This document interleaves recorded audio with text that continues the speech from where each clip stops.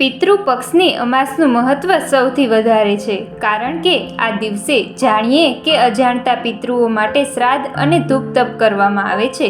જે લોકોના મૃત્યુની તિથિ ખબર નથી અને જેમની શ્રાદ્ધ વિધિ પિતૃપક્ષમાં ભૂલાઈ ગઈ છે, તે તમામ પિતૃઓ માટે અમાવસ્યાના દિવસે શ્રાદ્ધ વિધિ અવશ્ય કરવી જોઈએ. પિતૃપક્ષ દરમિયાન કરવામાં આવતા ધૂપ ધ્યાનથી પિતૃઓ પ્રસન્ન થાય છે. એવું માનવામાં આવે છે, જે લોકોના પિતૃદેવો સંતુષ્ટ નથી હોતા તે લોકોને જીવનમાં ઘણી સમસ્યાઓનો સામનો કરવો પડે છે. કોઈ પણ કાર્યમાં સફળતા સરળતાથી મળતી નથી. પિતૃઓને પ્રસન્ન કરવા માટે પિતૃપક્ષમાં શ્રાદ્ધ કરવું અવશ્ય જરૂરી છે. આજના વિડીયોમાં આપણે જાણીશું અમાસના દિવસે પિતૃઓનું ધૂપ ધ્યાન કેવી રીતે કરવું. પણ મિત્રો, એ પહેલાં જો તમે અમારી ચેનલમાં નવા હોય તો ચેનલને સબસ્ક્રાઇબ કરી બેલ આઇકન દબાવી દેજો, જેથી આવનારા બધા જ વિડીયોની અપડેટ મળતી રહે. અમાસના દિવસે વહેલી સવારે ઉઠીને સ્નાન અને પૂજા કરો. આ પછી પિતૃઓ માટે શુદ્ધ સાત્વિક ભોજન તૈયાર કરો. ખીરપૂરી બનાવી શકો છો, પણ તમે જ્યાં ધ્યાન કરવા માંગો છો તે સ્થાનને ગાયના છાણથી અવશ્ય લીપી લેવું. તેમજ ગંગાજળનો છંટકાવ કરો. ગાયના છાણમાંથી બનેલા છાણાને પ્રગટાવો અને જ્યારે છાણા અંગારામાંથી ધુમાડો નીકળતો બંધ થઈ જાય ત્યારે અંગારા પર ગોળ, ઘી, ખીરપૂરી અર્પણ કરો. તમારા પૂર્વજોનું ધ્યાન કરતા રહો. પછી હથેળીમાં પાણી લઈને પિતૃઓને અર્પણ કરો.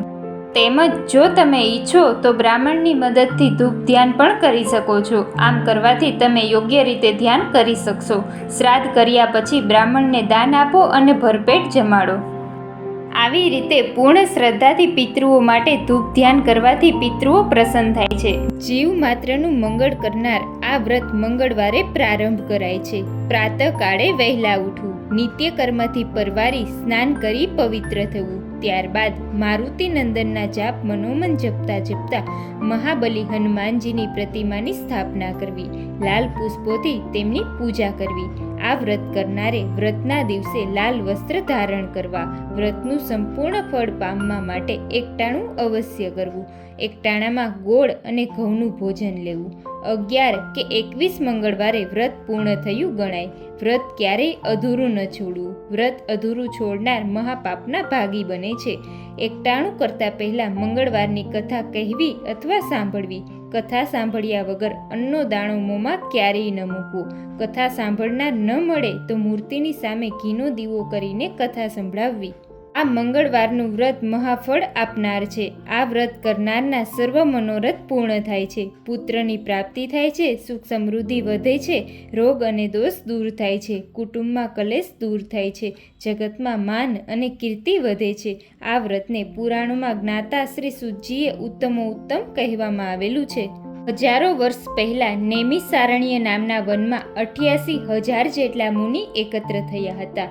બંને હાથ જોડી પુરાણોના જ્ઞાતા શ્રી સુતજીને કહેવા લાગ્યા, હે મહાજ્ઞાની, તમે અનેક રસદાયક જ્ઞાનવર્ધક પુરાણ કથા કહી સંભળાવી છે. હવે અમારી ઈચ્છા પૂર્ણ કરો. કૃપા કરીને એવું અમને વ્રત જણાવો જે સર્વ મનોરથ પૂર્ણ કરનાર હોય. એ વ્રત કરવાથી વાંજ્યાને પુત્રની પ્રાપ્તિ થાય. જીવની માત્રની આદિ વ્યાધિ ઉપાધિ દૂર થાય. કળિયુગમાં અલ્પાયુ જીવો હશે. આવા ટૂંકા આયુષ્યમાં જો તેમને રોગ અને શોક ઘેરી લેશે, તેઓ પ્રભુનું ધ્યાન ધરી શકશે નહીં. માટે મુનિઓની વિનંતી સાંભળી મહાજ્ઞાની સૂચિ કહેવા લાગ્યા, હે મુનિઓ, પુરાણ કાળમાં યુધિષ્ઠિરે આવી જ વિનંતી ભગવાન શ્રી કૃષ્ણને કરી હતી. ત્યારે શ્રી કૃષ્ણએ જે સુંદર વ્રતની કથા કહી હતી તે હું કથા તમને સંભળાવું છું. મિત્રો, આ આજની કથા કૃપા કરીને શાંતિથી સાંભળજો.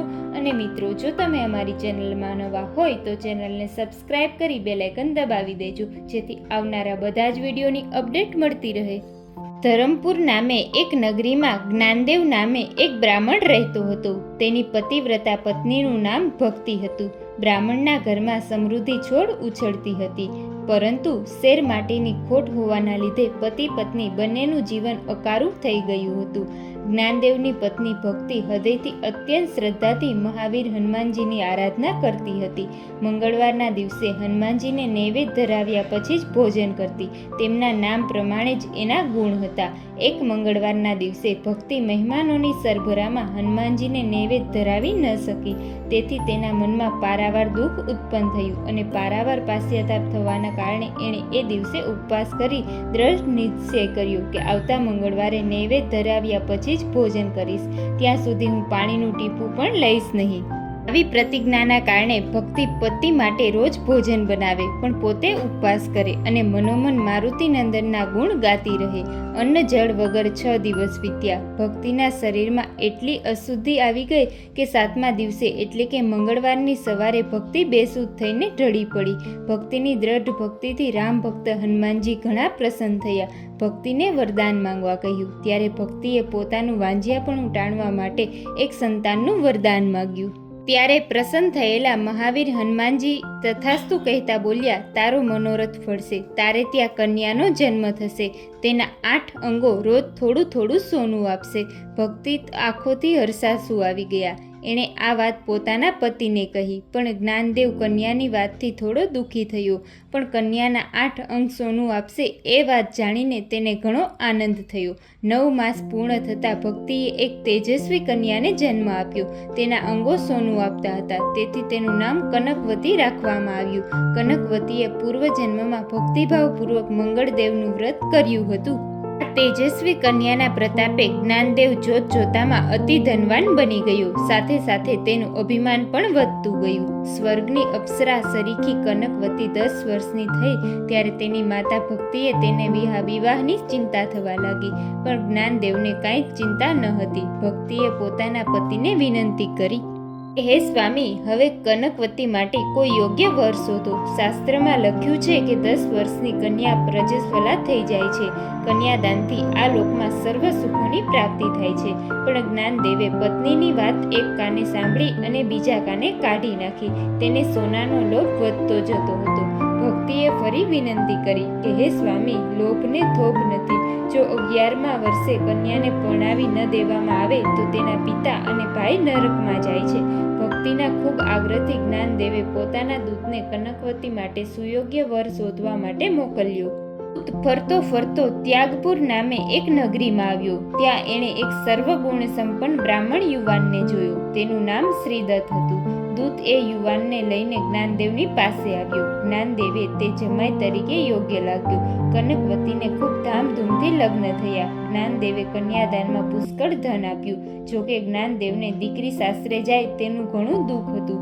તે લોભી જીવ વ્યાકુળ બની ગયો હતો. એ વિચારવા લાગ્યો કે જે ધન ભેગું થતું હતું તે તો લગ્નમાં વપરાઈ ગયું. હવે કોઈ એવી યુક્તિ કરવી જોઈએ કે કન્યા મારા જ ઘરે રહે અને રોજ સોનું મળતું રહે. સોનાનો મોહ ખૂબ જ ભયંકર છે.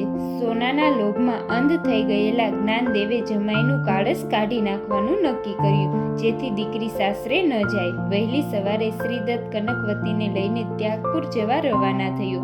રસ્તામાં ઝાડ નીચે છુપાયેલા જ્ઞાનદેવે પોતાના જમાઈના પીઠમાં ખંજર ખૂંચાવી દીધું. શ્રીદત્ત હે રામ કરતો ત્યાં જ ઢળી પડ્યો. થોડીવાર તડફીને મૃત્યુ પામ્યો.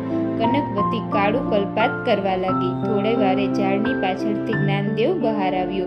દીકરીને બાથમાં લઈને એના આંસુ લૂછતો હતો. દીકરી, તારા ભાગ્યમાં વૈધવ્ય લખ્યું હશે, એટલે જ પરણ્યાના પહેલા દિવસે જ લૂંટારાએ તારા પતિને મારી નાખ્યો છે. એક ખેડૂત મનમાં સમાચાર આપતા તરત હું દોડતો આવ્યો. તું ઘેરહાલ હરી ઈચ્છા બળવાન છે. વિધાતાના લેખ કોઈ મિટાવી શકતું નથી. તું પિયરમાં સુખેથી પ્રભુ ભજન કરજે અને જીવન વિતાવજે. આ બાજુ પિતાના કપટથી અજાણ કનકવતી આંસુ લૂછતા બોલી, હે તાત, સુહાગ વગર સ્ત્રીનું જીવન વ્યર્થ છે. હું મારા પતિની સાથે જ ચિતાએ ચડીશ.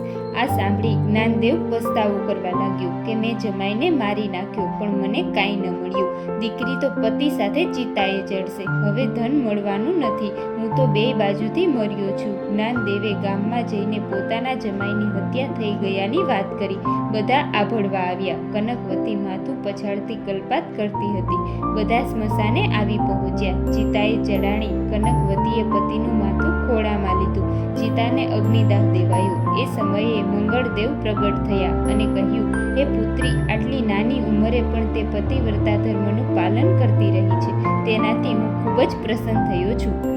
ત્યારે મંગળદેવ બોલ્યા કે હું તને વરદાન આપું છું કે તારો પતિ સજીવન થશે. એટલું જ નહીં, અજર, અમર અને મહાવિદ્વાન થશે.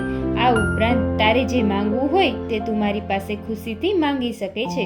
ત્યારે કનકવતી બોલી, હે નવગ્રહોના દેવ, મારા પર પ્રસન્ન થયા હોય તો જે કોઈ મંગળવારના પ્રાતઃકાળે લાલ પુષ્પ અને ચંદનથી તમારું પૂજન કરી સ્તુતિ કરે, તેનાથી રોગ અને દોષો દૂર રહે, તેનાથી શત્રુનો ભય ક્યારેય ન રહે, તેની સુખ સમૃદ્ધિ વધે એવું કરો. જે સ્ત્રી હૃદયના ભક્તિભાવપૂર્વક તમારું વ્રત કરે તેનો ચૂડી ચાંદલો અખંડ રહે અને તે તેજસ્વી પુત્રોની માતા બને, આવું વરદાન આપો. ત્યારે ભગવાન તથાસ્તુ કહીને મંગળદેવ ત્યાંથી અંતર્ધ્યાન થયા. શ્રીદત્ત સજીવન થયું. કનકવતી હર્ષના આંસુ વહેરાવતી પતિની સાથે સાસરે ગઈ. ત્યાં સુખ શાંતિથી રહેવા લાગી.